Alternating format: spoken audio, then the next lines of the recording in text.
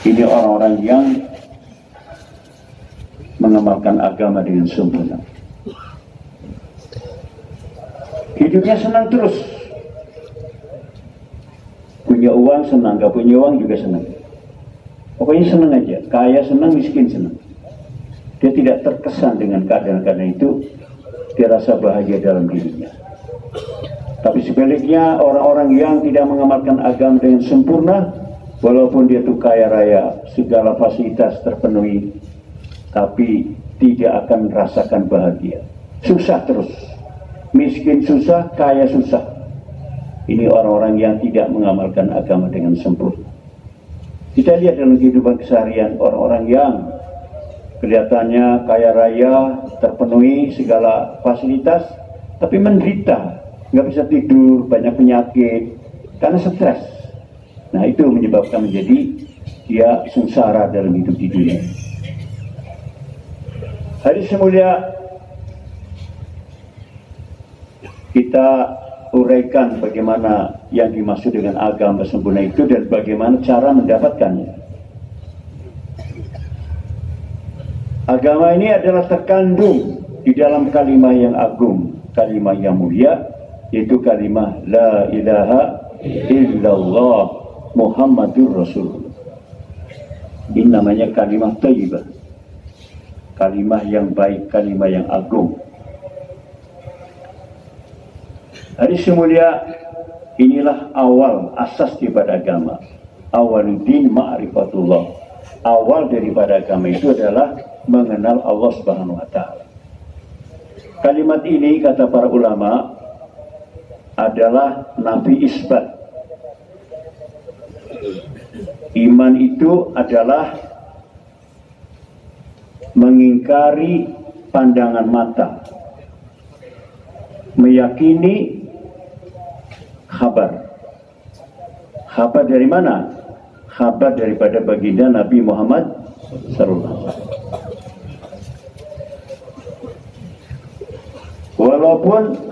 Walaupun kita pandang benda-benda itu akan mendatangkan kebahagiaan, tetapi sebetulnya bukan di situ kebahagiaan. Orang menganggap dalam harta itu bahagia. Maka dengan kalimat ini menyatakan bahwasanya kebahagiaan itu bukan di dalam harta yang banyak. Sebagaimana kita ini melihat matahari. Matahari itu kalau kita lihat sekarang ini sebesar piring. Betul? Sebesar piring. Apakah betul matahari sebesar piring? Secara akal pikiran kita mengatakan matahari bukan sebesar piring. Matahari itu lebih besar daripada bumi kita ini.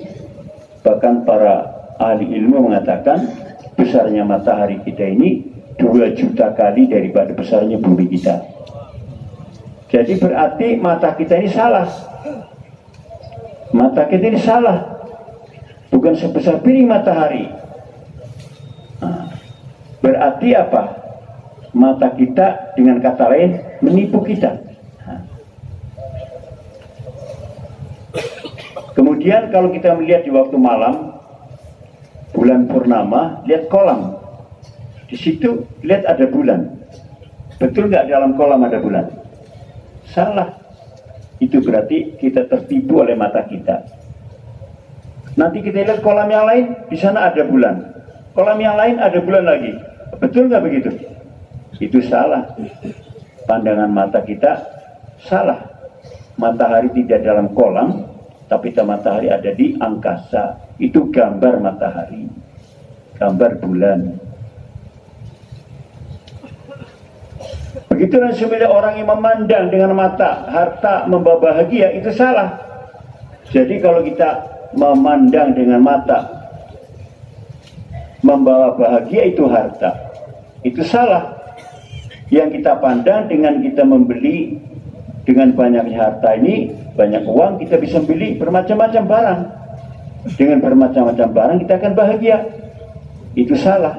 Sebagaimana salahnya mata melihat matahari, itu salah. Begitu disebut. Oleh karena itu Allah katakan, wa ma mata'ul hayatid dunya illa mata'ul ghurur. Tiadalah kesenangan dunia itu yang nampak oleh mata adalah kesenangan yang menipu. Jadi kalau orang itu yakin dengan harta yang banyak itu bahagia, itu sudah tertipu dengan pandangan mata kita. Begitu juga semuanya, orang yang memandang dengan kekuasaan, dengan pangkat, dengan jabatan yang tinggi akan bahagia, itu juga salah. Dan kita akan tertipu dengan itu. Kebahagiaan bukan dalam kekuasaan, tetapi kebahagiaan dalam mengamalkan agama yang sempurna. Bahkan Allah SWT berikan contoh dengan jelas. Orang yang terkaya dalam dunia disebutkan dalam Quran itu Qarun. Tapi Qarun akhirnya menjadi manusia yang paling menderita. Dengan hartanya ditenggelamkan di bumi. Qarun. Begitulah orang yang itu gambaran kepada kita, pelajaran kepada kita, orang yang memandang kemudian meyakini dengan harta yang banyak itu akan membawa kita bahagia, itu salah. Kita menjadi tertipu. Begitu juga dengan meyakini, memandang, kemudian meyakini dan bekerja untuk mengejar kekuasaan. Sebab dengan itu kita akan berkuasa, kita akan mendapatkan harta, dan kita mendapatkan apa yang kita inginkan. Itu adalah salah, itu adalah keliru, dan itu adalah tertipu dari pandangan mata kita. Allah sudah katakan dan berikan contoh-contoh dalam kehidupan sejarah dunia ini. Orang yang paling top kayanya dan orang paling top kekuasaannya sehingga mengaku merasa menjadi Tuhan. Tapi pada akhirnya bagaimana? Unhappy ending. Akhir yang tidak bahagia.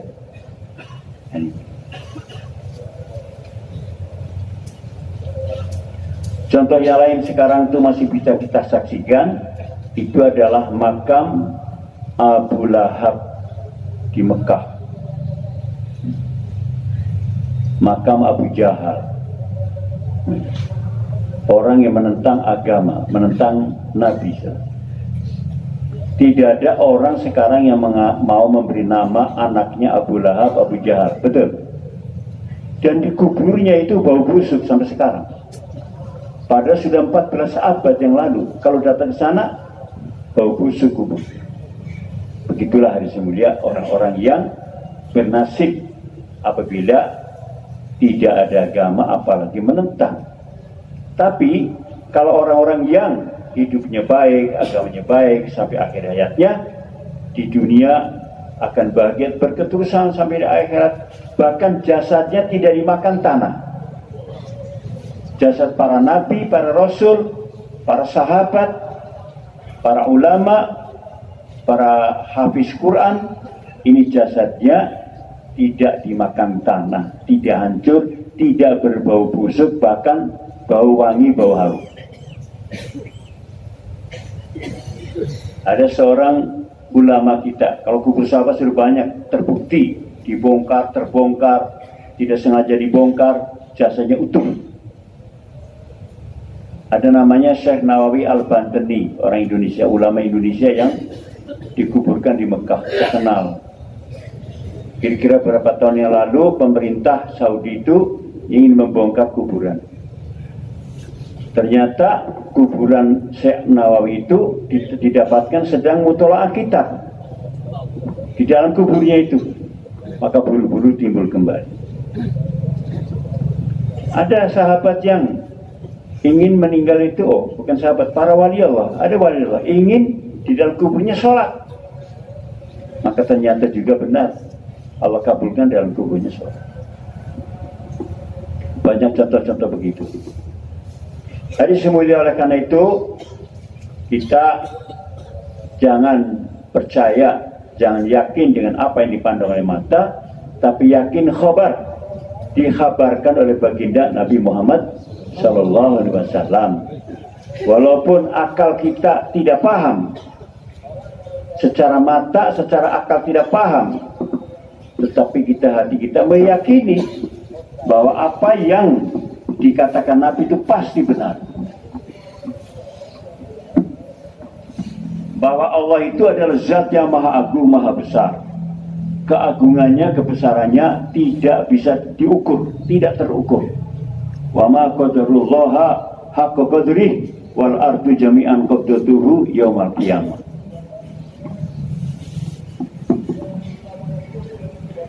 Kebesaran Allah SWT kalian tidak akan bisa mengukur.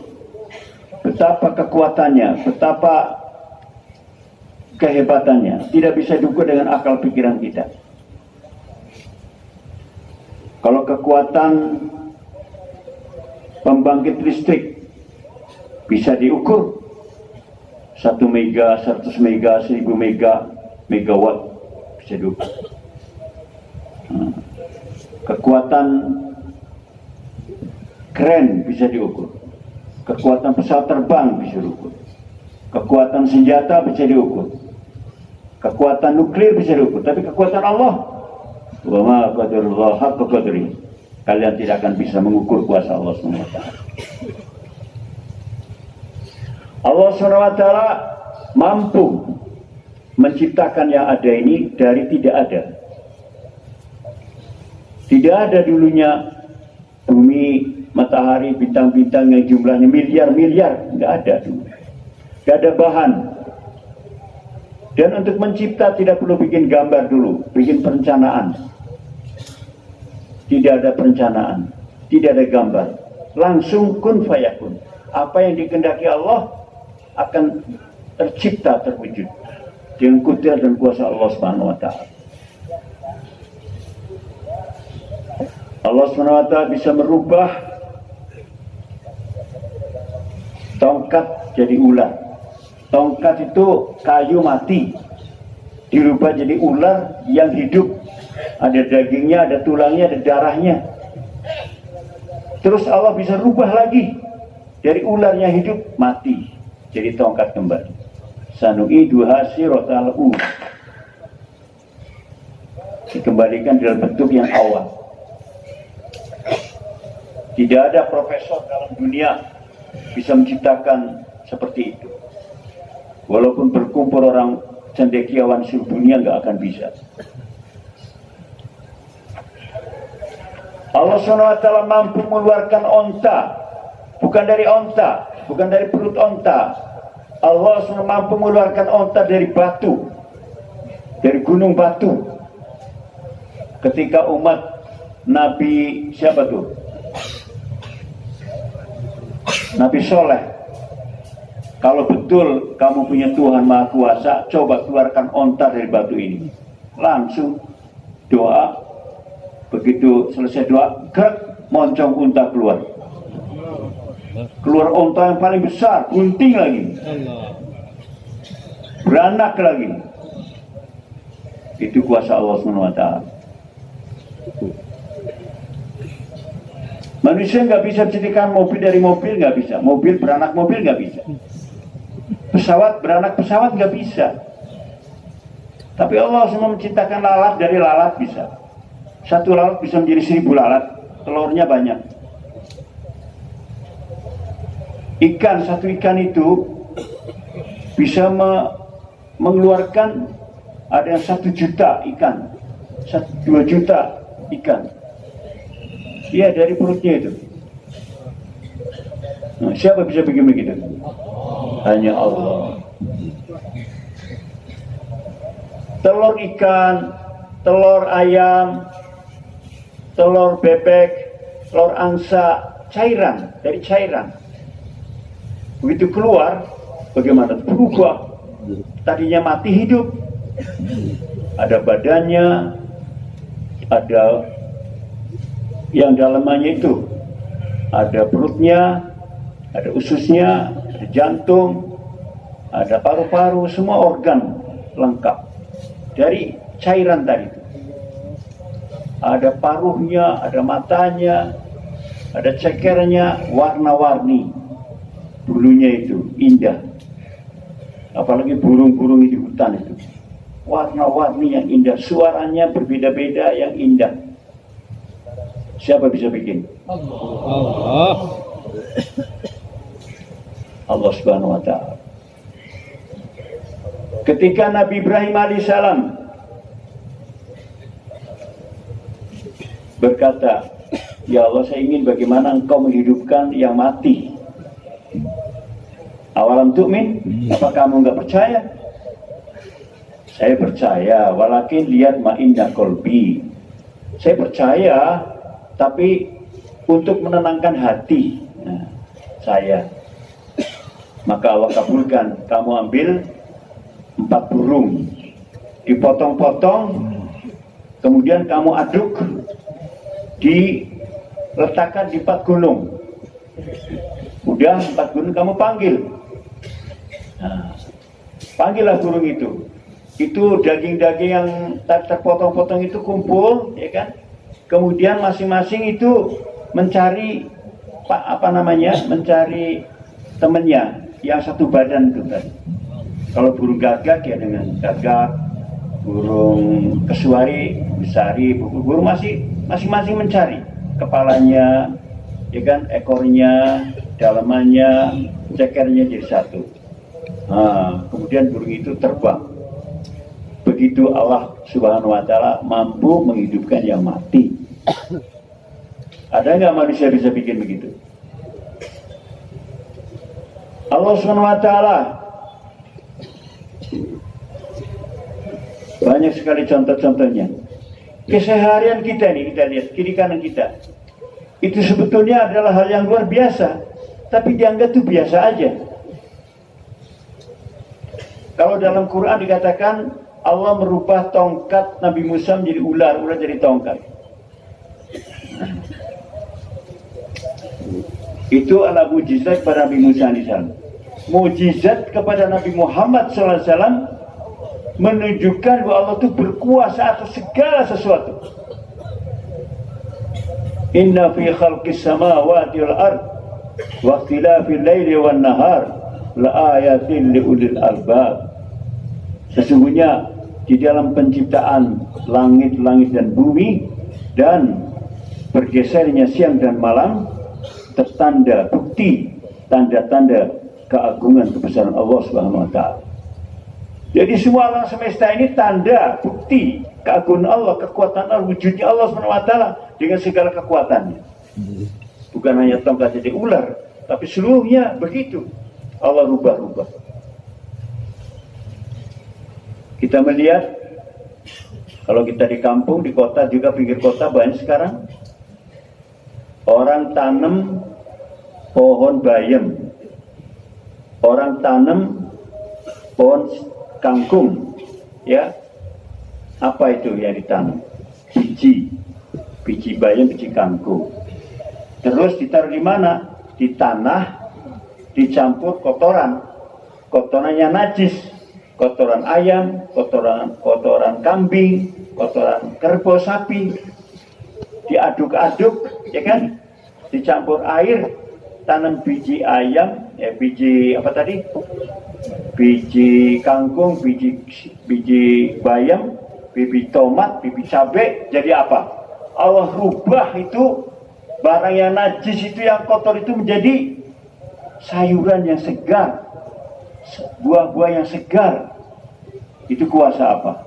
Allah.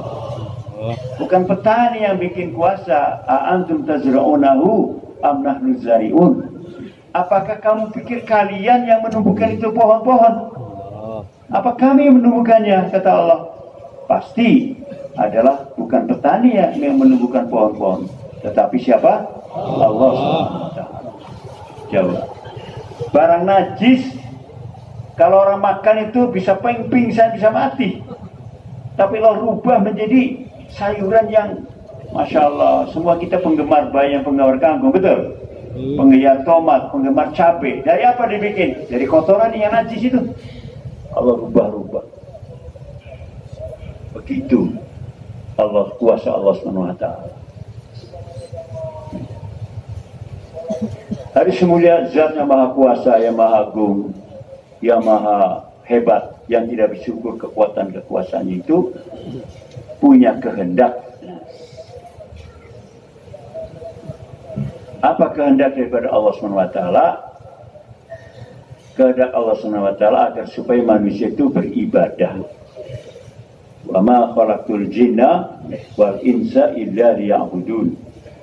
Tiadalah aku menciptakan manusia dan jin kecuali untuk beribadah kepada Allah SWT.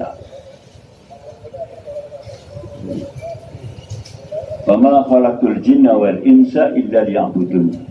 Diciptakan jin dan manusia untuk beribadah. Ini kehendak Allah SWT.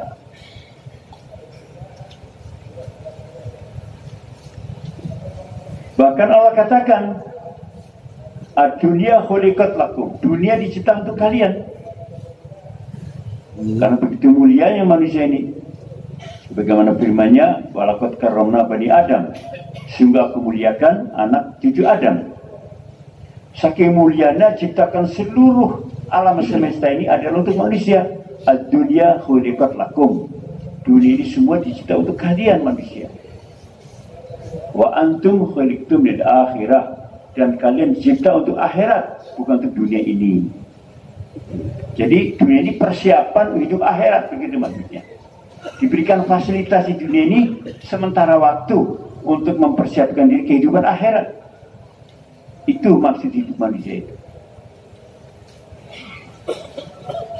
Bagaimana ibadah itu? Itulah Muhammadur Rasulullah. Beribadah itu ada yang cara hidup Nabi Muhammad Sallallahu Alaihi Wasallam. Itulah jalan untuk kita keselamatan dunia sampai ke akhirat adalah dengan Muhammadur Rasulullah. Dalam hidup kita ini mengamalkan sunnah-sunnah baginda Nabi Muhammad Sallallahu Alaihi Wasallam. Luar biasa kita ini, Allahu Akbar.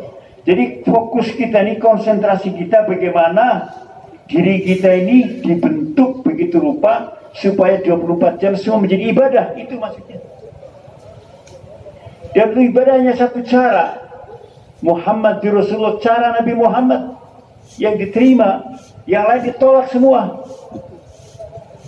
Walaupun dia raja, walaupun dia presiden, walaupun dia menteri, walaupun orang kaya, siapa saja yang amalnya tidak Muhammad Rasulullah ditolak. Hartanya, jabatannya, kekuasaannya tidak mampu untuk menyelamatkan diri nanti di akhirat. Nggak bisa ditebus dengan harta dan kuasa. Hanya bisa ditebus dengan Muhammadur Rasulullah. Cara hidup Nabi Muhammad SAW. Nabi Muhammad dikirim ke dunia untuk menjadi sampel kehidupan. Sampel contoh bahwa detil-detil hidup ini ada contoh Nabi. 24 jam hidup kita ada contoh Nabi. Itu menjadi ibadah.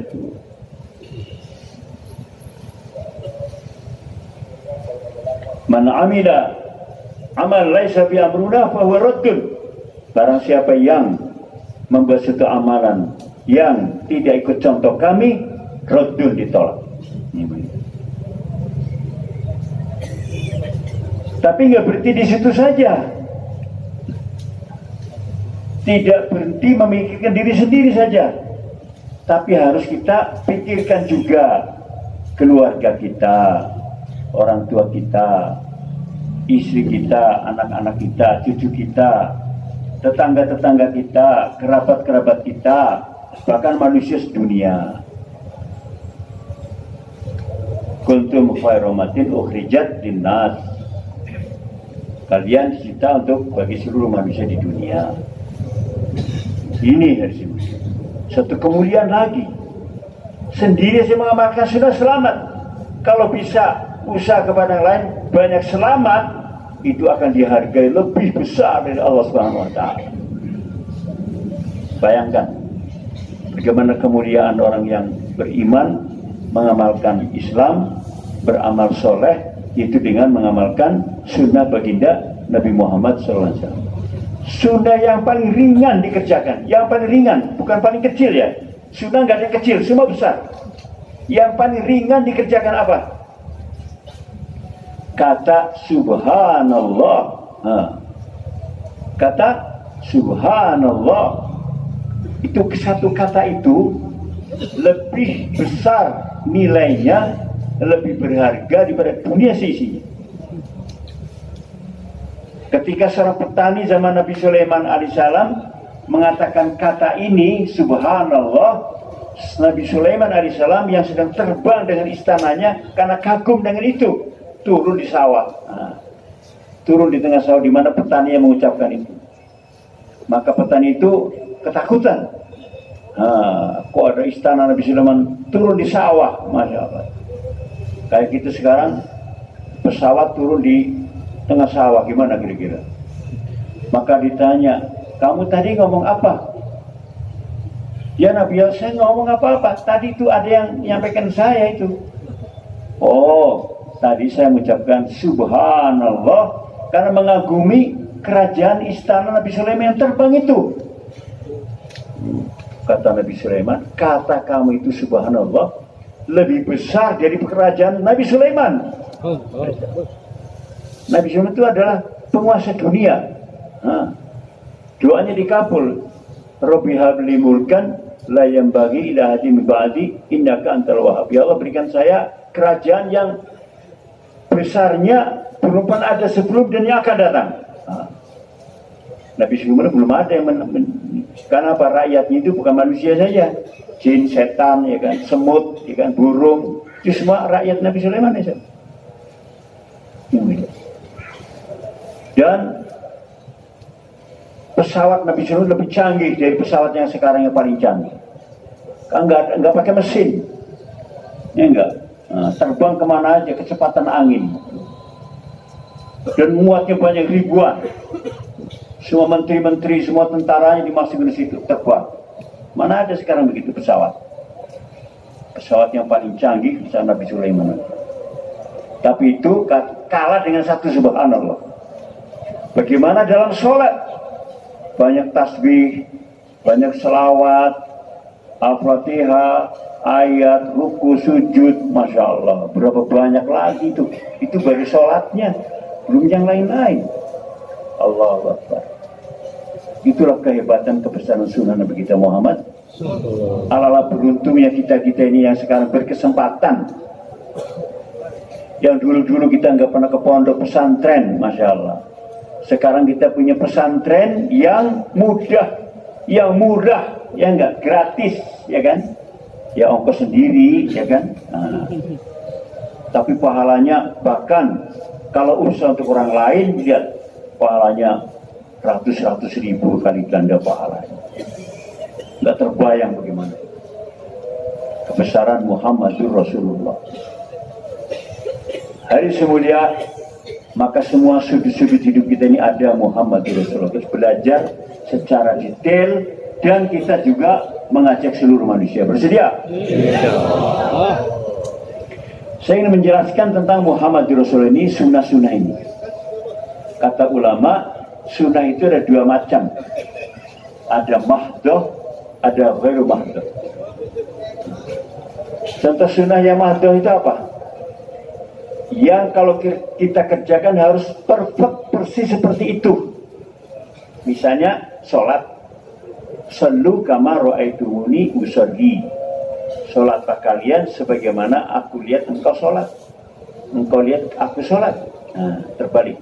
Sebagaimana engkau lihat aku sholat. Bagaimana sholat Nabi? Kita nggak lihat. Itulah perlunya ulama-ulama. Dari sahabat yang melihat sholat Nabi mengajarkan ke tabi'in.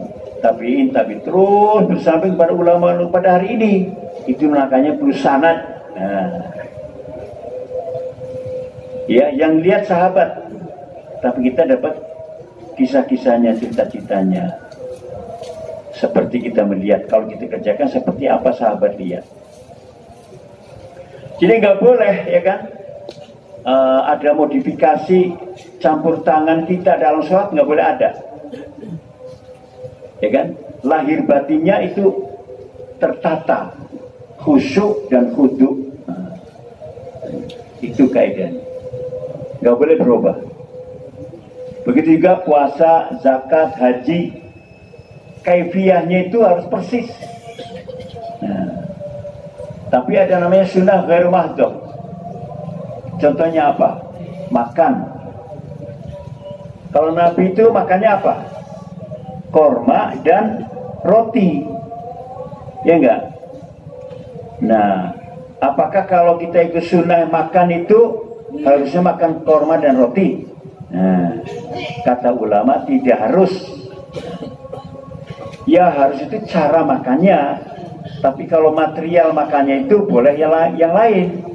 Kalau Indonesia ya kan nasi, pisang ya kan itu. Nah, jadi ini namanya sunnah ghairu mahdhuf namanya. Ya. Sekarang kita naik kendaraan. Kalau Nabi itu naik apa? Naik unta, naik keledai, naik kuda. Kuda enggak ya Nabi ya? Unta dan keledai Nabi itu. Nah kalau gitu sunnah, apa kita harus naik unta sama keledai? Ya enggak? Kata ulama enggak. Kita boleh naik kijang. Nah, kita Indonesia naik kijang ya kan?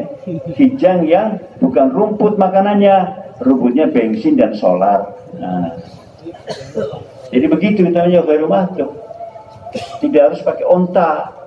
Jadi dulu awal-awal tabligh ini kita kan sunnah, ya enggak? Oh kalau gitu kenapa kamu gak naik onta? Ya dijelaskan ya kan. Ini namanya sunnah ghairu mahdhuf. Cara makannya, cara mengendarinya adalah cara Nabi. Tapi bahan makanannya itu tidak harus roti dan korma. Boleh kita makan nasi, boleh makan pisang, boleh makan jeruk, boleh makan mangga yang ada di Indonesia. Begitu. Kalau kita boleh naik kijang, naik Innova, naik Mercy, ya kan? Naik pesawat, boleh. Itu namanya ghairu mahdhuf. Jadi materialnya itulah namanya budaya manusia, ya kan? Budaya. Jadi campur di situ antara budaya dengan cara Nabi. Itu namanya ghairu mahdhuf. Nikah. Nah, nikah ini kalau Nabi dibatasi sampai 9. Kalau kita umatnya dibatasi hanya 4. Nah, jadi ada sunnah yang memang hanya khusus Nabi, ya kan? Harus paham. Dan untuk umatnya maksimal 4. Itu kan ada syarat-syaratnya lagi. Nah, kemudian apalagi? Nabi itu sebelum menjadi Nabi itu bisnismen, pengusaha, sukses, ya kan? Ekspor impor, masya Allah, kaya raya Nabi. Hidupnya dulu lahir yatim miskin, tapi begitu dia bisnis kaya raya. Nikah dengan wanita super kaya, Siti Khadijah radhiyallahu anha. Nah, itu. Maka double kaya. Tapi kemudian kepada umatnya nggak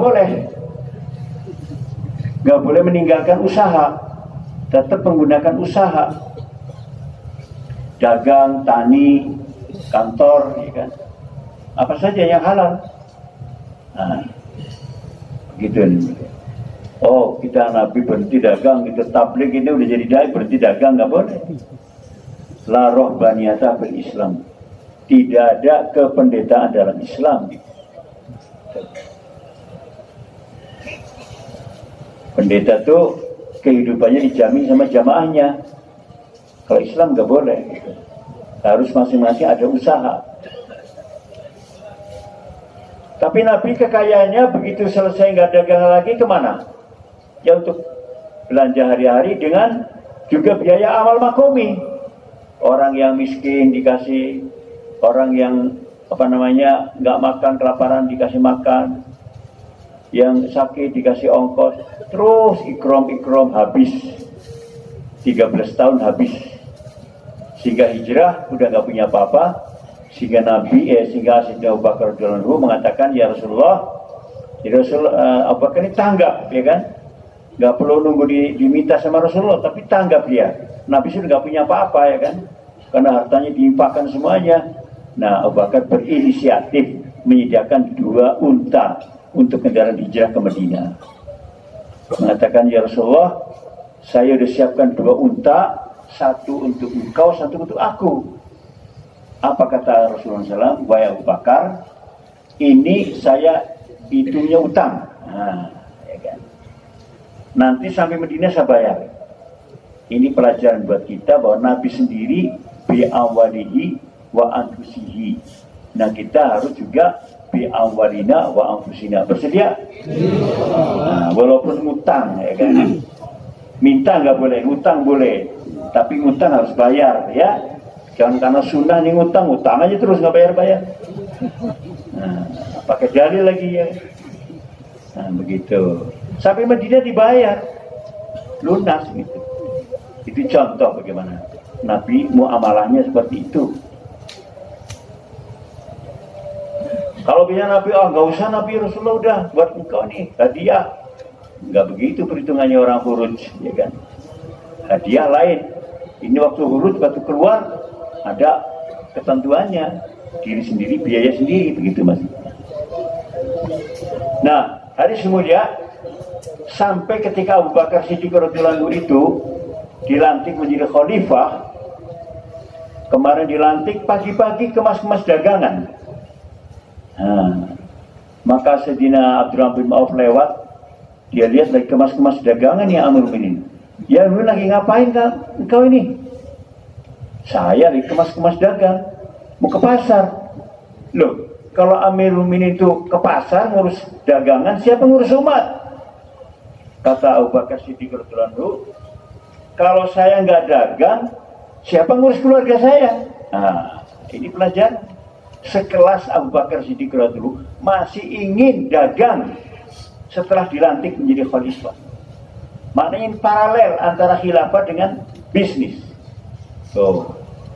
Karena nggak boleh Nabi meninggalkan dagang. Maka Abdurrahman mengatakan, oh kalau gitu tunggu, saya musyawarah di markas gitu. Datang ke markas, ya kan, ke masjid Nabi, musyawarah, sahabat-sahabat besar dipanggil tentang mengenai keperluan daripada Amirul Mukminin. Usulannya itu semua kebanyakan adalah supaya berhenti dagang. Nah, begitu. Nah, terus bagaimana mengenai keluarganya?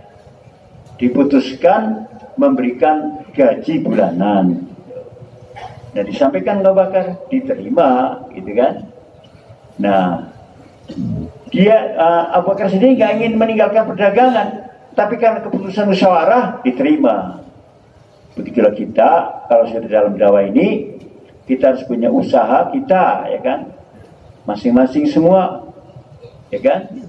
Dari mulai karkun, ya kan, di kampung-kampung, di muhala-muhala, para penanggung jawab, alakoh, markas daerah, markas provinsi, sampai seluruh Indonesia harus menggunakan asbab. Ini berdasarkan hayatus sahabat. Nah, harus dengan musyawarah. Kalau nggak musyawarah nggak bisa. Nggak boleh meninggalkan dagangan kerjaan begitu saja. Tanpa musyawarah nggak boleh. Harus musyawarah. Nah, tetapi Sayyidina Abu Bakar Siddiq radhiyallahu anhu ketika menjelang wafatnya memanggil putrinya Hafsah. Hafsah sini. Abahmu punya sebidang tanah di sana. Jual itu tanah. Nanti uangnya untuk membayar honor saya, gaji saya ke Baitul Mal semuanya. Ini catatannya.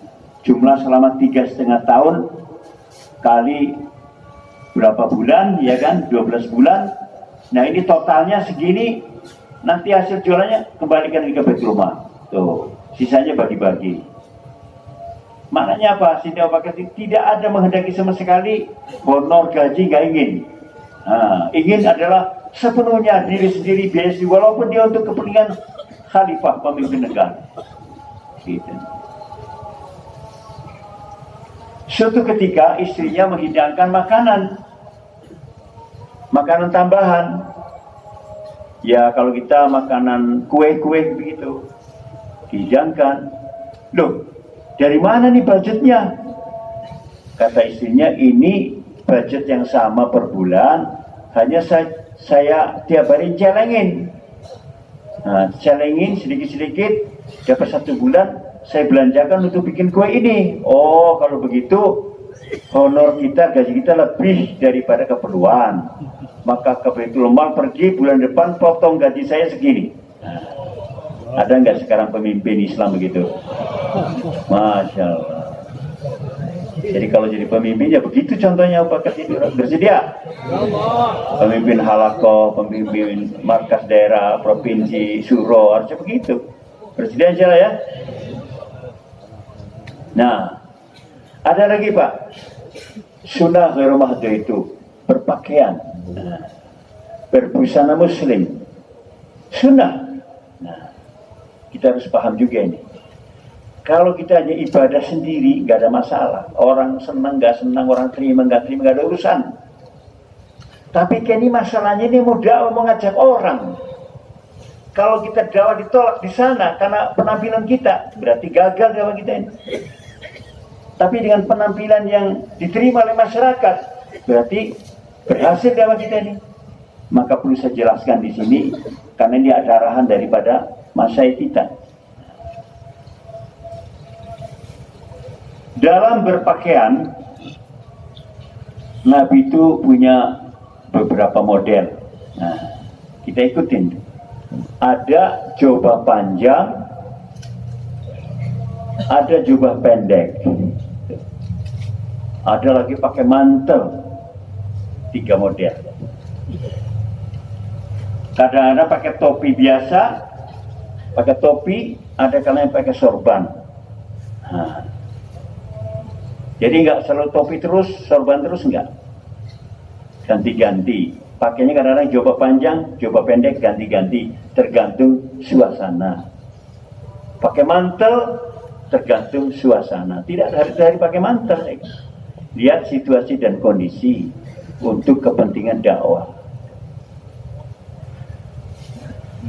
Hadis mulia, prinsip sunnah dalam berpakaian itu adalah menutup aurat. Pertama.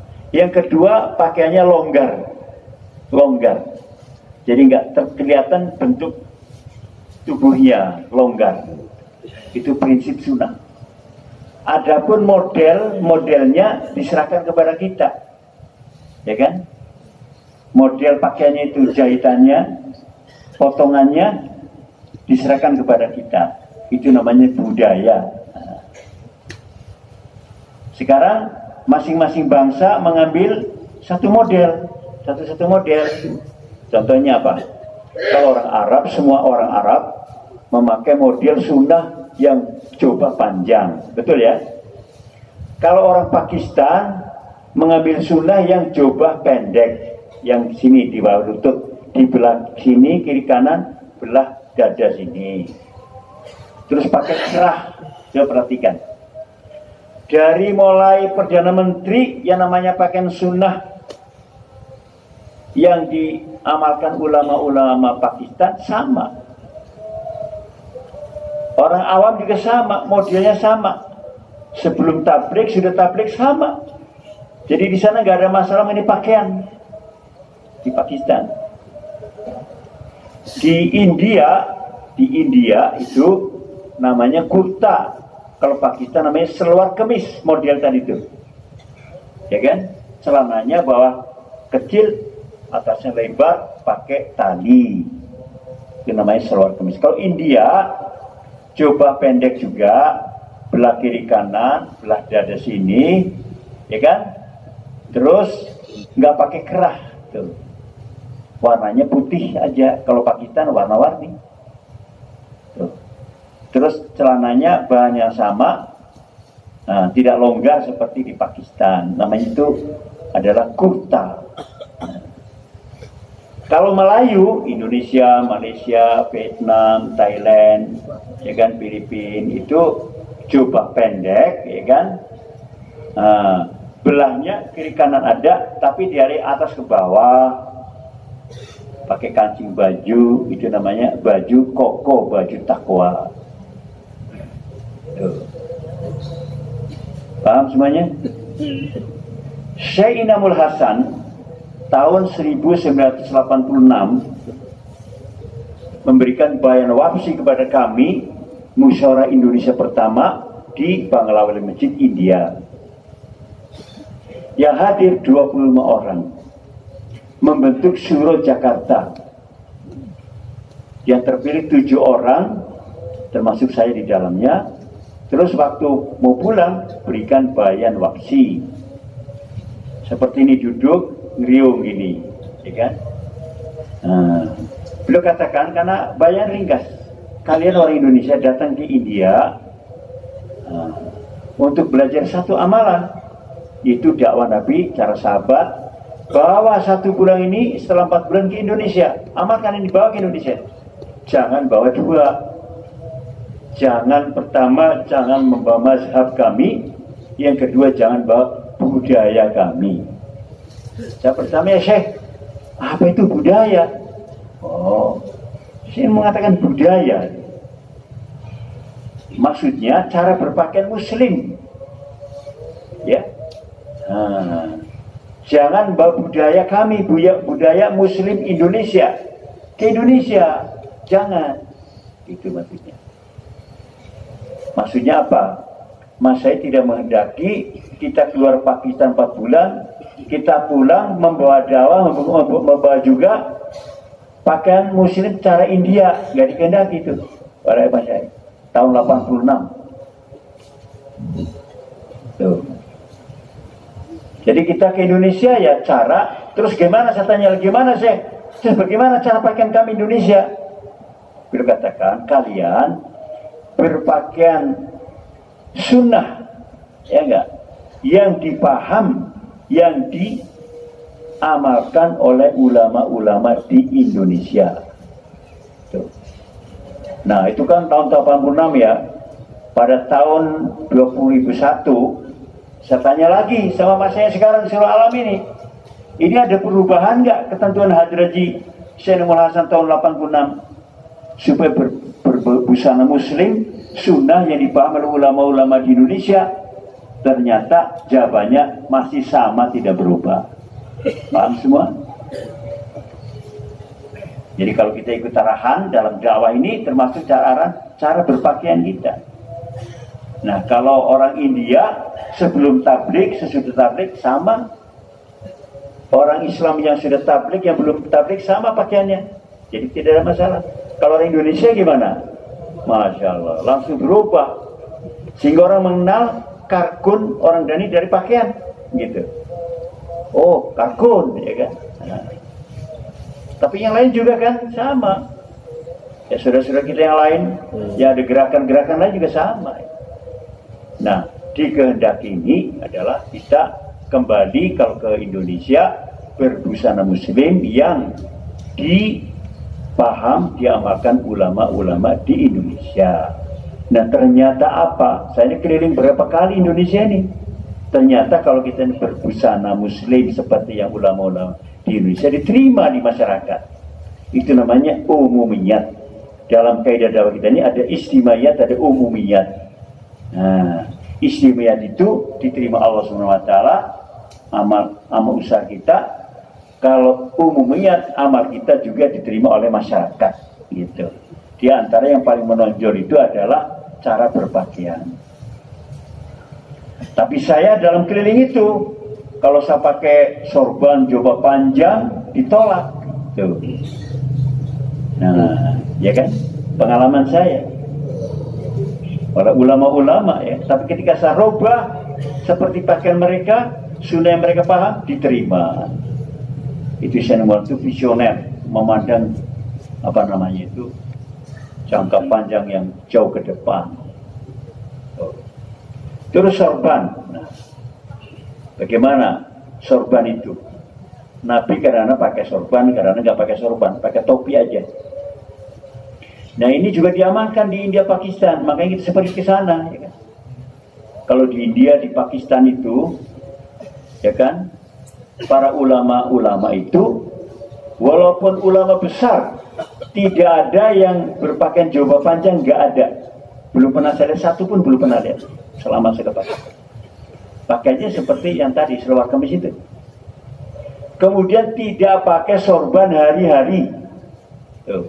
Tidak pakai sorban setiap hari. Pakaian sorbannya hanya 2 kali. Pertama setiap hari Jumat, yang kedua setiap hari raya Idul Fitri Adha. Bisa berapa kali Idul Fitri di sana? Betul. Hari Jumat betul. Seluruh dia seperti itu. Mas saya seperti itu. Termasuk Syekh Namul Hasan, ya kan? Maulana Mustaqim, Maulana siapa lagi? Semua Maulana itu semua. Para masyayikh, ya kan? Maulana Zubair yang sekarang putra-putranya tidak tiap hari pakai topi, tidak tiap hari pakai sorban. Hari-hari pakai topi biasa, hari Jumat, hari Jalan Raya pakai sorban, pakai jubah, pakai mantel yang panjang.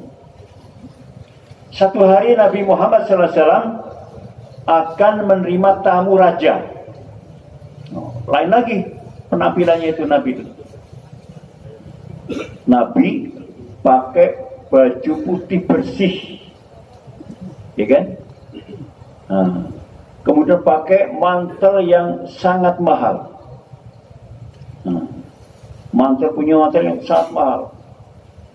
Kalau orang-orang kelas itu dia kenal, oh ini mantel murah, mantel mahal, bahkan sepatu murah, sepatu mahal, baju murah, kenal orang-orang yang apa namanya kaya-kaya itu, ya kan?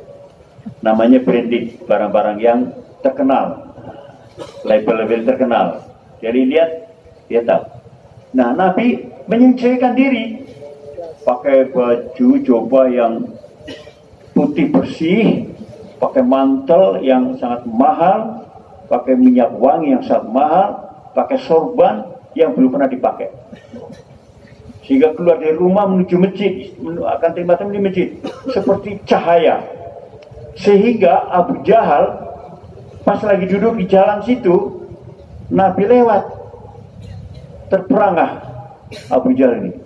Dia baru berdiri, melihat cahaya yang luar biasa Nabi SAW. Bahkan Nabi silakan, ya Muhammad duduk sekarang di sini kan. Nah, sampai begitu. Maksudnya apa?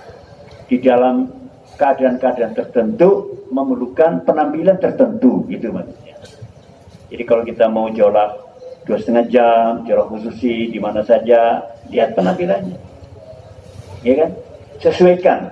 Artinya jangan kita ini melihat penampilan kita kemudian orang merendahkan kita, gitu.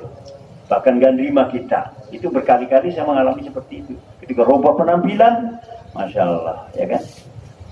Nah, kalau makanya saya rubah sekarang. Dulu orang pertama-tama pakai jubah sorban ya diantaranya saya. Dia pulang 4 bulan di Pakistan, ya kan? Tapi pulang ke sana kembali yang kedua ditegur saya. Nah, supaya jangan hari-hari begini. Begitu, maka saya rubah begini sekarang. Nah, ada kalanya supaya jubah panjang, jubah pendek, kain sarung, celana, pakai topi, pakai sorban, sesuai tadi itu. Ya kan? Jadi seperti itu artinya. Bersedia? Saya kalau pakai sorban hari Jumat sama hari raya. Tambah satu lagi kalau saya mengemudi mobil. Nah, biasanya saya kalau mengemudi mobil itu pakai sorban. Gak banyak pertanyaan kalau di stop polisi. Ya. Tapi ketika saya pakai topi hitam, saya kan kalau pulang dari ke rumah, saya Bekasi lewat tol. Sering saya dikejar polisi. Maaf ya Pak Polisi, maaf ya. Ini cerita nih.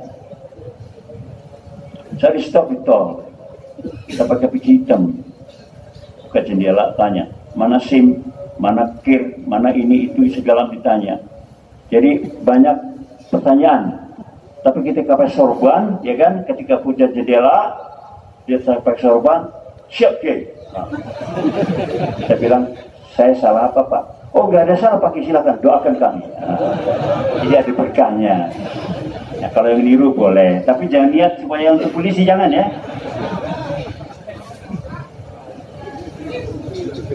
Begitu saudara. Jadi pandai-pandai kita ini membawa diri kita di tengah masyarakat supaya bukan diri kita, supaya dakwah ini diterima oleh masyarakat. Memang tidak melanggar undang-undang, tinggal melanggar syariat. pakai jubah sorban tiap hari, tapi itu melanggar adab dalam dakwah. Karena apa? Karena dengan penampilan kita, orang senang, orang terima, ada kalanya orang tidak suka. Itu waktu saya kemarin ke Temanggung, itu Pak Farid cerita. Jadi itu jamaah ke situ, ditolak terus. Bahkan karena saking gimana gitu ya, saking gemesnya itu, ketika rombongan datang, orang kampung batak ke situ. Itu jamaah suruh masuk truk, dibawa, diturunkan di tengah jalan di mana. Berkali-kali begitu. Ada satu jamaah, ada mahasiswa, ya kan? Nah, orang dari kantoran, ya kan? Orang dari kampus. Pertama pakai begitu, dimasukin truk, diantar kemana? Nah, musyawarah, mungkin karena pakaian kita ini, kita pakai rubah, ya kan? Semua pakai batik, pakai peci hitam, ya kan? Ada yang pakai kain, ada pakai sarung, pakai celana, pakai sarung. Diterima. Tapi pesan itu pengurus. Kalau ini baru bagus ini katanya. Tapi jangan yang hurus-hurus itu ya katanya. Ada dia juga ya kan. Cuma karena rubah pakaian jadi target torp diterima. Itu maksudnya saya cerita ini berdasarkan kaidah-kaidah dakwah ini seperti itu. Jadi dengan cara kita merubah penampilan kita ini akan ada percepatan dakwah gitu. Bersedia insya Allah ya? Jadi semua harus ikut arahan. Jangan apa yang kita rasa baik, tapi disesuaikan arahan. Tanyakan kepada para orang yang lama. Hari semuanya. Nah, kalau kita ini ibadah kita, sunnah-sunnah kita ikut arahan para masyayikh kita ini akan diterima, akan pahalanya berganda-ganda. Nah, ibadah yang paling topnya, kepalanya ibadah itu adalah sholat 5 waktu. Ya, itu adalah kepalanya ibadah. Maka dikatakan ibaratnya badan itu sholat kepala dalam badan. Jadi syaratnya diterima orang sebagai orang hidup, ya kan? Maka dia ada kepalanya. Kalau kita jalan orang menerima, orang datang kita diterima. Tapi kalau kita datang tanpa kepala, orang terima nggak? Bertamu tapi nggak ada kepalanya kita, gimana? Oh, ini bangsa apa namanya itu? Memedih, orang kabur semua. Jadi sholat itu 5 waktu seperti kepala dalam badan. Supaya diterima sholat kita, ya kan? Sholat itu ada 2 hal di situ. Ada namanya khusyuk, ada khudu, ya kan? Sholat khudu itu kalau sholat kita ikut yang dikatakan Nabi. Nah, yang tahu kan para ulama, kita nggak tahu, maka kita wajib belajar ilmu kepada para ulama. Bagaimana cara-cara sholat? Dalam sholat ada 200 masail, belum lagi wudunya lagi, ya, mandinya lagi. Ada mandi sunnah, ada mandi wajib. Harus tahu itu. Harus detailnya harus tahu. Itu perlu kita dekat dengan para ulama, mendatangi para ulama. Dan ada kaitannya dengan kehidupan kita. Saya pernah bertanya, ya kan, kepada Ketua Majelis Ulama di Cianjur, Ketua Majelis Ulama. Saya bilang begini, oke, kami datang silaturahmi. Yang pertama, yang kedua ingin minta nasihat dan doa.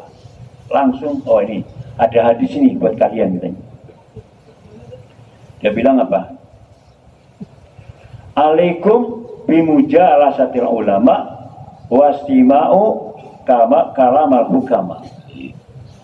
Ini hadisnya panjang tapi ringkasnya ada tambahnya lagi. Idza tafirru tunza'ul barakatu fi kasbi. Wajib kalian mendatangi majelis-majelisnya para ulama dan mendengarkan kata-kata hukama. Kalau kalian pergi jauh, kalian jauh dari para ulama dan hukama, akan dicabut barokah dari kehidupannya, dari kasab di dunia, dari bisnisnya, dari pertaniannya, dari perkantoran, dicabut barokah. Sibuk, tapi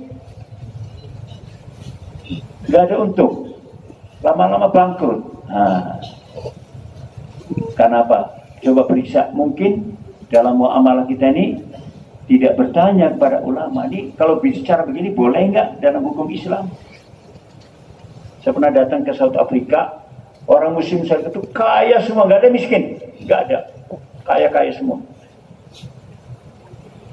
Di sana tuh kalau punya showroom itu 2 kali lapangan bola itu showroom, sorry mobil. Ada nggak di sini orang kaya? Di sana tuh begitu kaya-kaya semua. Nah, ternyata rahasianya saya kan tanya, bagaimana orang-orang Islam biasa kok ini kaya-kaya semua? Kami di sini apa-apa nanya kepada ulama. Tuh. Kalau mau bisnis nih, mau ada transaksi, tanya dulu ulama.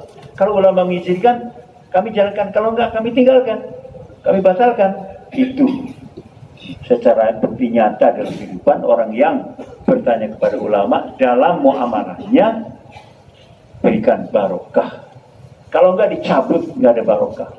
Kerjanya ya biasa-biasa, tapi masya Allah keuntungannya banyak, ya kan? Itu karena diantaranya adalah kita dekat dengan para ulama, menanyakan muamalah kita. Bersedia? Kalau untuk khudu itu cepat, cara-cara mungkin sehari 2 hari kelar ya. 200 masail, katakan sebulan lah. Tapi khusyuk lah ini, itu perlu waktu yang lama, latihan lama. Untuk khusyuk bagaimana? Untuk khusyuk itu banyak zikir. Nah, banyak apa? Zikir, banyak zikir. Banyak baca Quran, tasbih, selawat, istighfar. Jangan pikiran kita melayang-layang kemana-mana yang nggak ada untungnya gitu.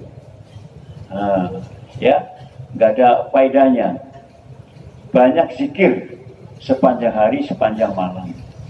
Terus yang kedua, jaga mata, jaga telinga, jaga mulut kita. Jaga mata dari pandangan yang haram, jaga telinga dari mendengarkan yang haram, jaga mulut kita daripada masuk barang-barang haram ke dalam perut kita, perut keluarga kita. Sebab kalau ada benda yang haram masuk dalam perut kita itu, satu suap saja amal ibadah kita ditolak selama 40 hari. Itu. Jadi untuk khusyuk, jaga mata, jaga telinga, jaga mulut kita. Bersedia? Kemudian semuanya. Nah, ini penting lagi. Untuk menjaga iman amal kita dengan ikramul muslimin. Jangan pernah kita dengan lidah kita menyakiti orang, menyinggung orang, bikin sakit hati orang, bikin kesel sama orang, bikin marah sama orang, bikin emosi sama orang. Itu nanti ada hisabnya di akhirat. Kalau kita mengucapkan kata-kata yang menyebabkan orang tersinggung, orang marah, orang benci, orang kesel, dan dia tidak memaafkan, nanti ada hitungannya di akhirat. Maka hati-hati kita dalam mengeluarkan kata-kata. Sebelum berkata, pikir dulu kata-kata saya ini baik apa tidak, menyebabkan baik apa tidak, dipertimbangkan dulu, ya kan? Nah itu, kan itu bermasalah nanti. Ada satu hadis mengatakan begini.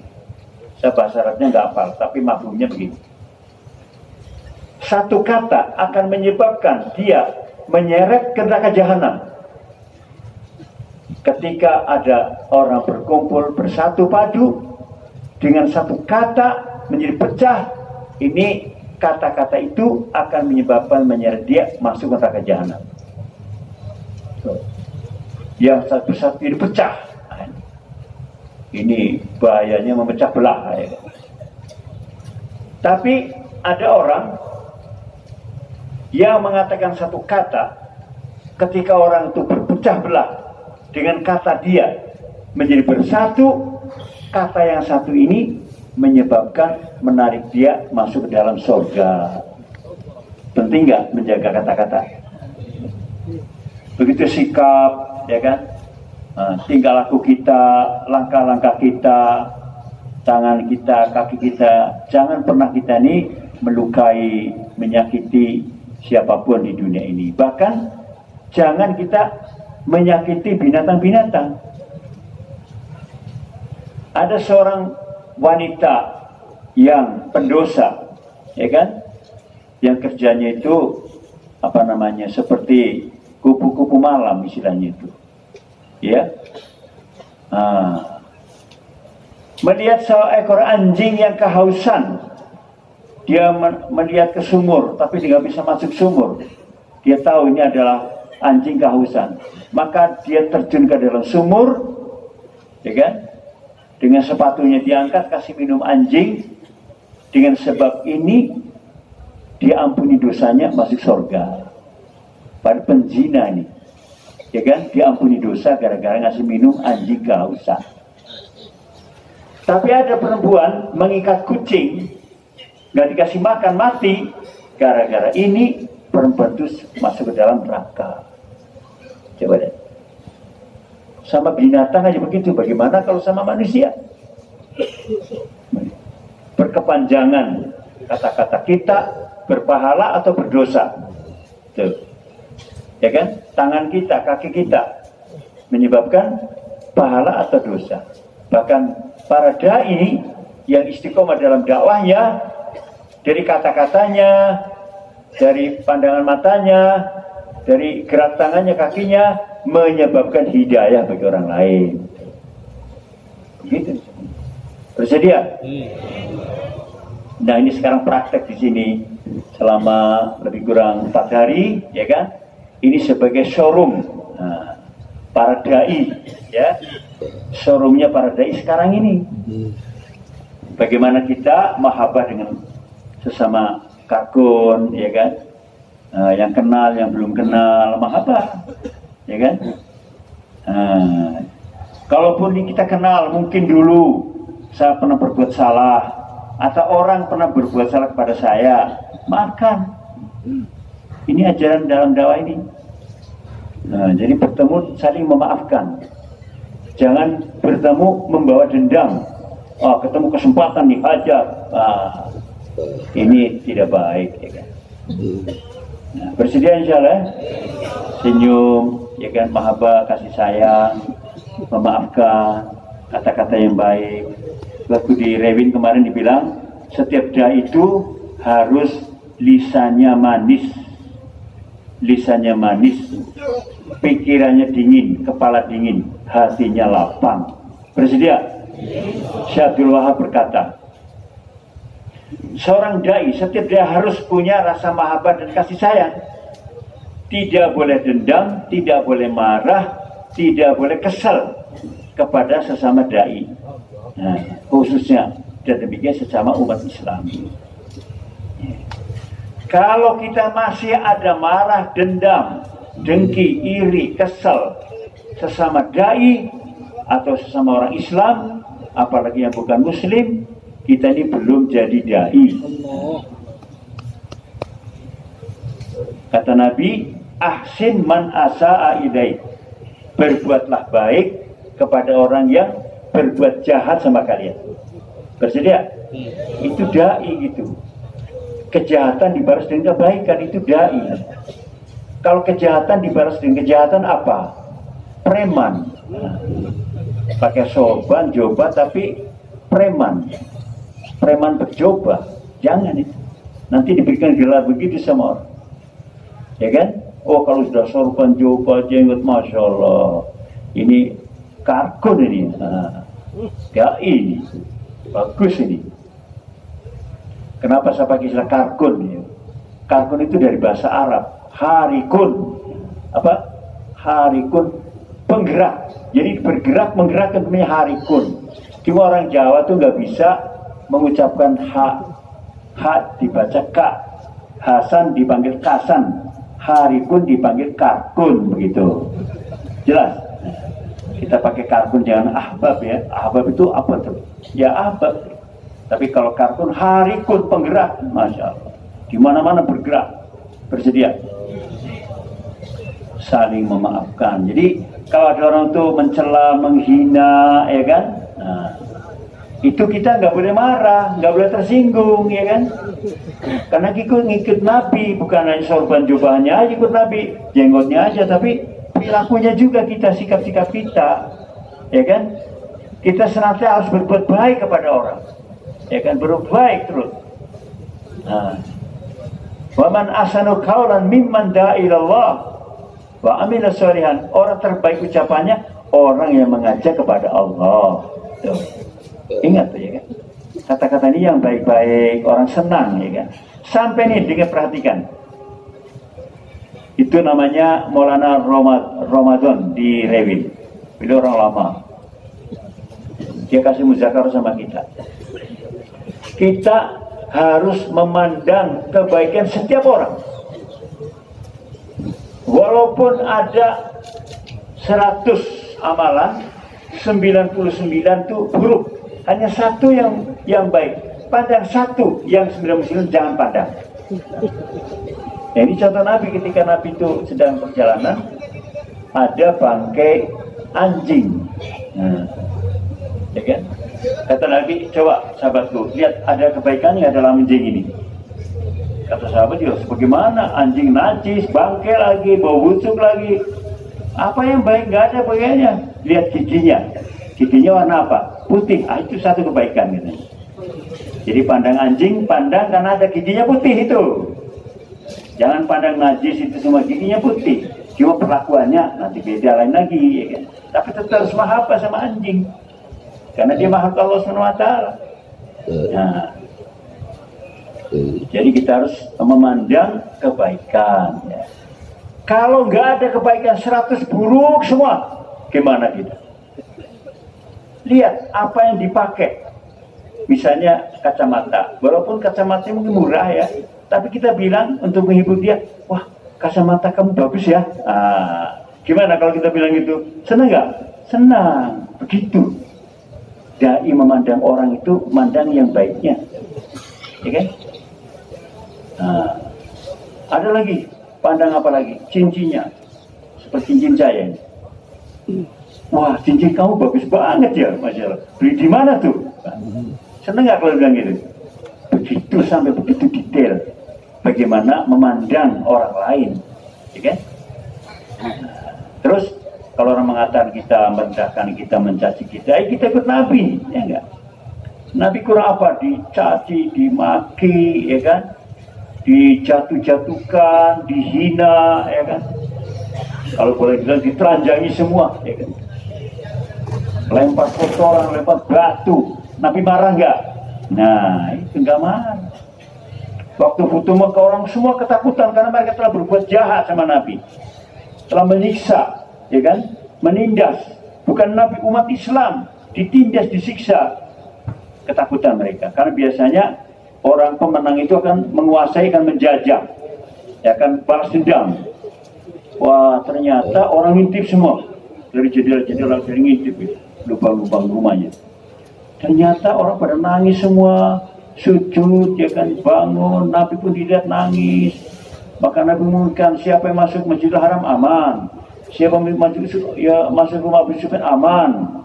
Oh begitu. Apa jadinya? Akhirnya mereka berbondong-bondong masuk Islam. Tuh. Jadi kalau kita ini membalas kebaikan dengan kejahatan kebaikan, karena kita dai akan menjawabkan hidayah. Tapi kalau kita balas baik dengan jahat dengan jahat, tidak menyebabkan dia, bahkan orang semakin benci, semakin dendam, semakin marah sama kita. Betul loh, betul. Satu hari Abu Bakar dicaci maki sama orang. Abu Bakar dicaci maki di pinggir jalan. Nabi di situ senyum-senyum, ya kan. Tapi sekali balas, sekali kata, Nabi kabur. Maka ditanya, ya Rasulullah, kenapa aku bisa dicaci, saya diam, kamu senyum-senyum? Kenapa ketika saya membalas satu kata, baru satu kata kamu sudah kabur? Saya melihat katanya ketika kamu membalas, ketika kamu itu diam, malaikat pada datang. Tapi ketika kamu membalas itu, malaikat kabur, yang datang jin sama setan. Maka sudah kabur katanya. Jadi begitu ya perilaku kita seorang dai ketika menghadapi cacian dan makian, jangan terkesan. Bersedia? Kalau kita dikritik orang, kalau memang ini salah, ya jangan gengsi, minta maaf saya. Seperti Umar, Abu Bakar minta maaf saya, ya kan? Jangan gengsi, ya kan? Saya ini orang lama, ya jangan. Lama baru bisa salah, ya kan? Kalau dikritik ya kita perbaiki diri kalau salah dan kita minta maaf, begitu. Kita sudah perbaiki, tapi masih dicela juga gimana? Nah, kita biarkan saja, nggak usah dibalas, nggak usah bilang, oh saya udah baik sekarang, kenapa kamu dicela? Nggak perlu, diem-diem kita perbaiki diri. Kalau masih dicela ya terima aja, terima kasih, kita bilang sama dia, terima kasih kamu telah menegur saya. Bersedia insya Allah. Maka itu akan menyebabkan hidayah bagi orang banyak. Kemudian syarat diterimanya amal itu dengan ikhlas, ya kan? Semua perilaku kita, amalan kita semua harus dengan mencari ridho Allah saja, tanpa ada keinginan-keinginan yang lain.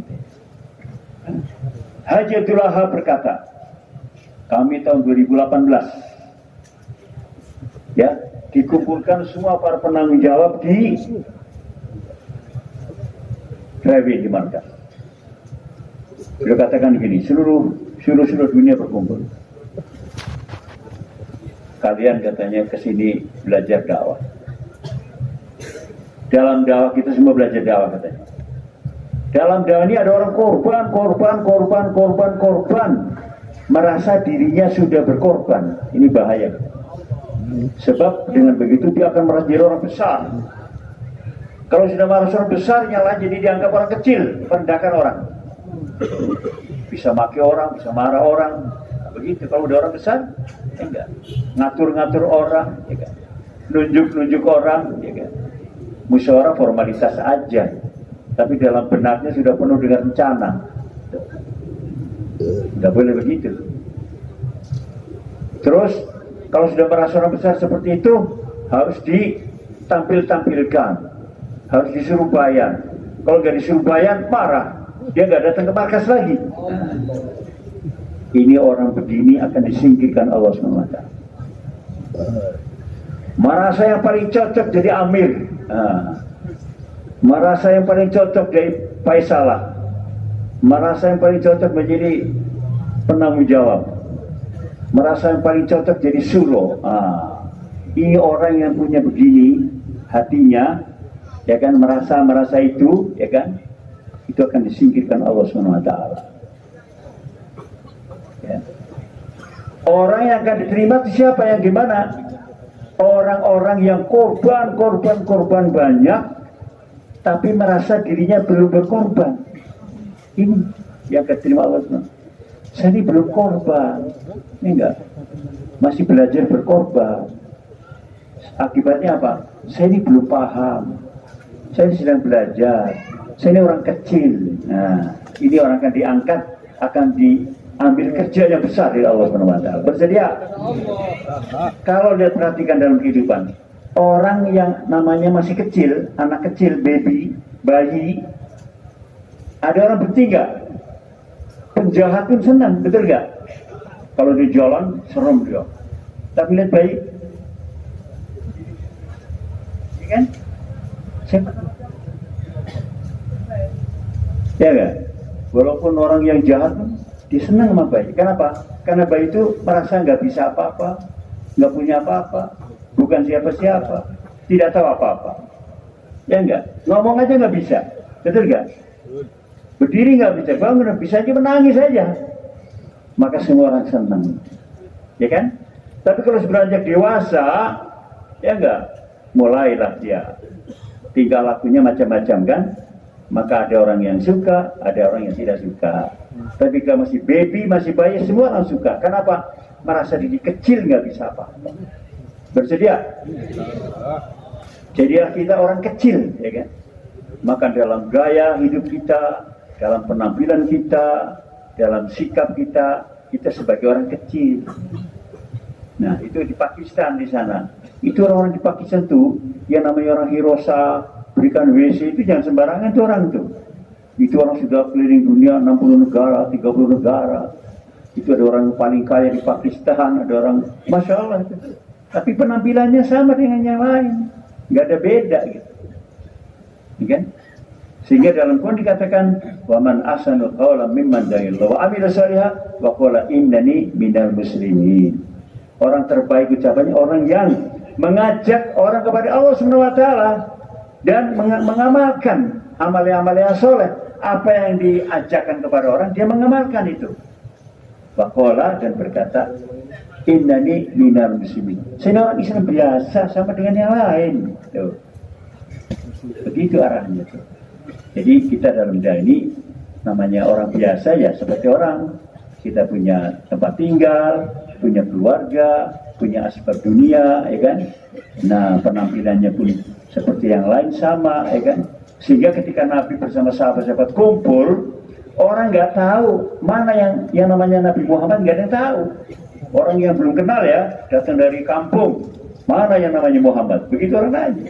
Karena nggak ada perbedaan gitu dalam penampilan. Nah, itulah dakwah yang ditunjukkan, ditampilkan oleh Rasulullah SAW yang sekarang diamalkan oleh para masyayikh kita. Bersedia? Ciri-ciri orang ikhlas itu gimana? Cirinya orang ini, ya kan? Orang ini kalau disanjung tidak bangga, kalau dicela tidak kecil hati. Wah, ini kamu ini orang lama, kamu disuruh, Masya Allah, ya kan? Kita nggak merasa bangga. Nah, saya orang biasa aja, begitu kita bilang. Innani minal muslimin, biasa kita sama aja. Ya. Terus kalau dimaki-maki, dicaci, dia tidak merasa kecil hati. Seperti Nabi dicaci, dimaki, biasa aja, nggak marah, nggak dendam, dimaafkan. Nah, itu tidak kecil hati. Satu lagi, orang yang ikhlas itu, ya kan, orang yang kalau dicaci itu tidak marah, ya kan. Nah, kalau dipuji tidak senang, tidak senang dipuji, ya kan. Dan kalau dicaci tidak marah, nah itu hampir mirip itu. Tapi itu ciri-ciri orang yang ikhlas seperti itu. Kemudian, ya kan, apa? Ke bandara, masih mau datang, ya. Jam berapa ini? Oh, ke bandara bisa jam 10. Jadi bayan sampai jam 10 ini. Enggak, dikit lagi, tenang aja. Masih itu turun jam 11. Insyaallah. Keluar dari airport itu nanti 1 jam, jam 12. Insyaallah ada waktu. Apa tadi? Ikhlas. Nah, ya. Nah, kita dakwah tidak ingin dunia. Walaupun ada peluang dapat dunia, tapi nggak mau dunia. Ada peluang jadi raja, jadi menteri, ya kan? Tapi nggak mau. Peluang ada. Ada peluang untuk dapat istana, harta, tapi nggak mau. Contohnya apa? Contohnya Nabi Ibrahim alaihissalam, ya kan? Namrud tumbang. Bukan Ibrahim yang menumbangkan, Allah yang menumbangkannya. Tapi istananya ada. Harta, tahta, wanita ada peluang di sana. Tapi Nabi Ibrahim tidak ngambil istana. Silahkan ambil, saya nggak mau. Saya mau dakwah aja. Allah. Tinggalkan istana. Terus Nabi Musa alaihissalam, Fir'aun tumbang, ya enggak? Istananya ada, harta ada, semua ada di sana. Nabi Musa tidak ke istana ngambil alih istana jadi raja, enggak. Silahkan istana ambil harta, ambil, saya enggak, saya mau dakwah aja. Keliling dunia, itu. Itu namanya ikhlas. Bersedia? Jadi dakwah kita ini tidak boleh ada niat untuk mendapat harta dunia, mendapatkan istana dalam dunia. Ini kita akan mencari tahta dan harta di akhirat dalam surga. Fa idza ra'aita thamma ra'aita na'ima wa mulkan kabira. Kalau kamu pandang, surga itu adalah kerajaan besar, Masya Allah. Mulkam kabiro. Allah itu maha kabir, maha agung, maha besar. Mengatakan kabir, berapa besar surga itu? Nggak terbayangkan. Jadi insya Allah kita cari surga di akhirat, insya Allah ya. Yang kedua, belum ketiga. Ke bandara katanya. Ya. Siap-siap aja. Kemudian menjadi harta, cari harta nanti dalam surga aja. Apa yang ada dari Allah ya kita terima. Ya ada pun kita korban lagi. Bersedia insya Allah ya. Nah, kita juga untuk mendapat sifat yang mulia ini dan menebarkan hidayah, mendapat sifat yang mulia, 6 sifat sahabat dan menjadi asal hidayah, maka kita perlu mengerjakan usaha baginda Nabi Muhammad, dakwah dan tabligh.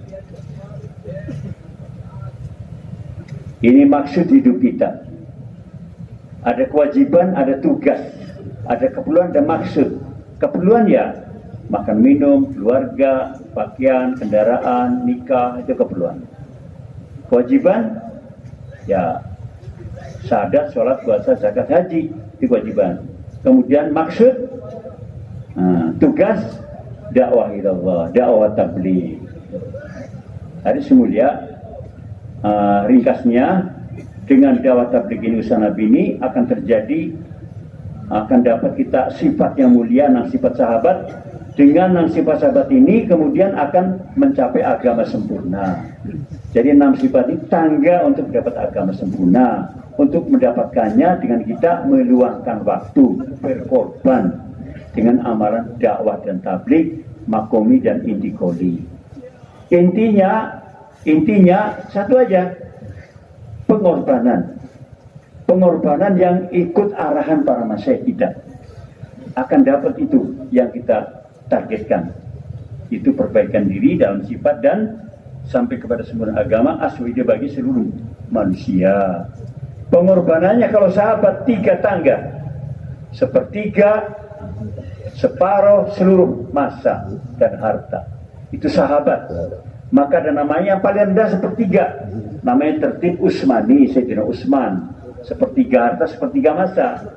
Di atasnya adalah Al-Faruq, ya kan? Tertib Faruqi, ya adalah Sayyidina Umar Faruq, separuh masa, separuh harta. Nah yang paling tinggi adalah tertib Siddiqi, adalah tertib daripada Sayyidina Abu Bakar Siddiq radhiyallahu anhu, seluruh harta, seluruh masa. Pilih mana? Pilih mana? Nah, kalau kita nih umat akhir zaman, mulainya tangga pertama ini nggak mampu macam sahabat. Tangga pertama 1/10 masa, 1/10 harta. Bersedia?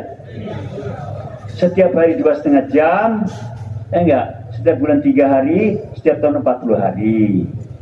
Tapi namanya tangga itu harus naik kan, bukan berhenti di tangga 1 kan, betul nggak? Harus naik sampai tangga seluruhnya. Begitu sahabat itu pada awalnya 3 tangga itu, ya enggak. Tapi akhirnya ketika Nabi sebelum wafat, ya kan, seluruh masa, seluruh harta. Karena Nabi bersabda, innakum fi zamanin idza taraktum usra ma umiru bihi halak. Perhatikan, kalian di zamanku kalau kalian kurangkan 1/10, kalian akan dibinasakan. Tuh, sahabat kurang 1/10 dihancurkan. Sahabat tuh. Nah, saya di zaman nama umati idza amilu bi usri ma umiru bihi najah. Tapi akan datang satu masa pada umatku ketika mereka mengorbankan 1/10 masa dan 1/10 harta, najah akan diselamatkan. Itu dalil kenapa 1/10 masa. Itu adalah karena hadis Nabi SAW dalam kitab Sunan Turmuzi. Ya. Tapi seorang lagi, namanya naik tangga kan mau dari lantai 1 ke lantai atas kan, tapi berhenti di tangga 1 sampai atas nggak nyampe, tangga 2, tangga 3, tangga 5 baru nyampe. Begitu juga ya kan kalau naik mobil, ya enggak. Nah kalau starter itu mesin sudah hidup, terus gigi berapa mulai? Gigi 1 yang manual ya, gigi 1. Terus gigi 1 terus. Di jalan tol gigi 1 terus. Sampai Surabaya gimana tuh? Jebol tuh mesin, ya enggak? Harus oper gigi 2. Lebih cepat. Gigi 3, gigi 4, gigi 5. Itu. Gigi 1 terus 1/10 masa. Gigi 2 1/3 masa. Gigi 3 separuh masa. Gigi 4 seluruh masa. Paham? Nah, kalau di Pakistan sudah sampai gigi 7. Nah, taksirnya bukan 4 bulan, setahun. Kedua baru 7 bulan. Ketiga baru 4 bulan. Nah, ini kita baru Indonesia nih, baru 5 gigi. Tapi saya lihat di keliling ini kebanyakan kartu gigi 1 terus. Maka nggak nyampe-nyampe. Pakistan gigi 5, gigi 7. Maka lihat sekarang bagaimana tuh. Maka kita perlu belajar ke Pakistan untuk belajar ngoper gigi. Bersedia insya Allah ya. Nah, nanti Indonesia kalau kita seperti Pakistan, insya Allah akan sampai ke sana, ya kan? Jadi kalau ini 1/10 mas itu adalah untuk umat Islam semua, bukan amal karkur, bukan. 1/10 di umat Islam semua. Nah, karena ala umati bukan ala karkur, nggak ada dari begitu untuk umat Islam. Maka diminta 1/10 masa. Kenapa umat Islam di dunia sekarang banyak tertindas, terhina, ya kan?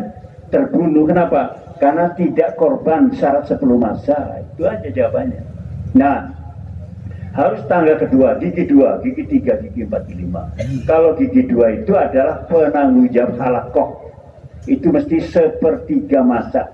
Syarat halakoh itu penanggung jawabnya ada 1/3 masa. Orang lama yang sudah lebih 13 tahun dalam dakwah itu gigi 2, 1/3 masa. Bersedia? Sehari itu 3 kali 2,5 jam. Sebulan 3 kali 3 hari, ya enggak? Tuh, dibagi begitu. Masjid pertama, masjid sendiri. Kedua, di masjid yang ada amal. Ketiga, masjid yang kosong amal. Begitu 3 hari juga begitu. Jadi namanya faisalah aktif itu faisalah yang 1/3 masa itu maksudnya. Kalau dulu kan paham kita yang aktif yang amal makomi. Ternyata bukan begitu kalau orang Pakistan bilang. Yang aktif itu aktif adalah 1/3 masa.